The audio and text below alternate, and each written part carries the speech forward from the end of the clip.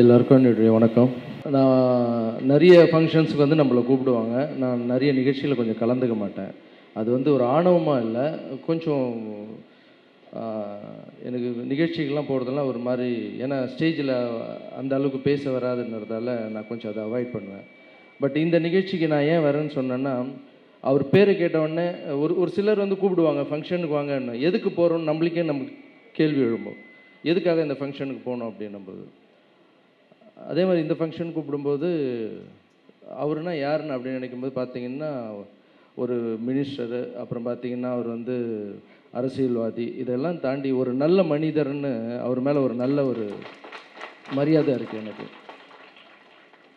So so அவர் நல்ல மனிதர்னால் எப்படிலான்னு பார்த்தீங்கன்னா, மக்களுக்காக நிறைய நல்லது பண்ணிகிட்டு இருக்காரு. அதுக்கப்புறம் பார்த்தீங்கன்னா ரொம்ப இன்ஸ்பிரேஷனாக இருக்கார். என்னுடைய வாழ்க்கையில் நடந்தது, நான் வந்து என் வாழ்க்கையை நினச்சி பார்க்கும்போது சாருடைய லைஃப்பும் ஒன்றா இருக்கும். ஏன்னா எனக்கு சின்ன வயசில் பிரெயின் டியூமர் வந்து நான் இறக்கக்கூடிய நிலைமை வந்தது.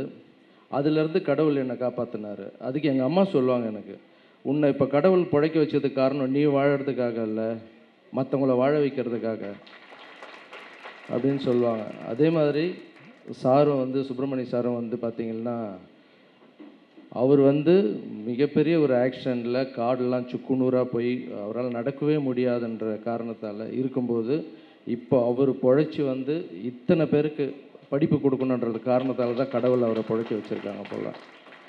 ஸோ எல்லாத்துக்கும் ஒரு காரணக்காரியாக இருக்கும். அப்புறம் இந்த மேடையில் வந்து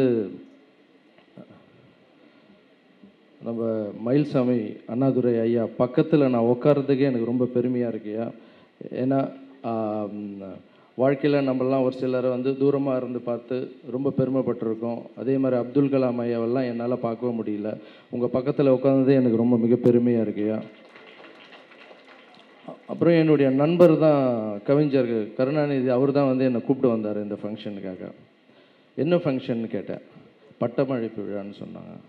அதுக்கும் எனக்கும் என்ன சம்மந்தம், நான் தான் படிக்காதோன்னாச்சு, என்னை கூப்பிட்டு எது என்ன கொடுக்குறீங்கன்னு. அப்புறம் அவர் ஒரு காரணம் ஒன்று சொன்னார்.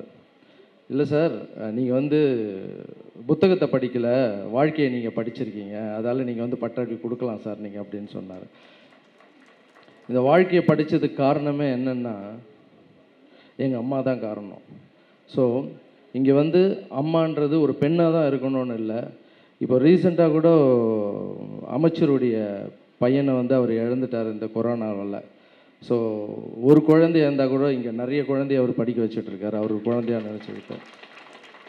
ஸோ இன்னும் அவர் பண்ணுற நல்ல விஷயங்கள் வந்து இன்னும் மென்மேலும் வளரணும். அதுக்கப்புறம் இந்த ஆண்டு விழாவுக்கு வருஷம் நானும் வந்து கலந்துக்கணும். இந்த விழா வந்து நிறைய குழந்தைகள், இப்போ பார்த்திங்கன்னா 250 குழந்தைங்களும் ஏதோ சொன்னாங்க. இன்னும் நிறைய பேருக்கு இந்த பட்டமளிப்பு விழாவில் நான் வருஷம் வந்து கலந்துக்கணும்னு. இந்த நிகழ்ச்சியில் நிறைய பேர் இன்னும் பலனடைஞ்சு இந்த நிகழ்ச்சி மென்மேலும் வளரணும்னு நான் வணங்குற ராகவேந்திர சாமி வண்டிக்கிறேன். அப்புறம் இங்கே இருக்கிற ஸ்டூடெண்ட்ஸுக்கு எல்லாருக்கும் என்னுடைய வாழ்த்துக்கள். All the best. Thank you so much.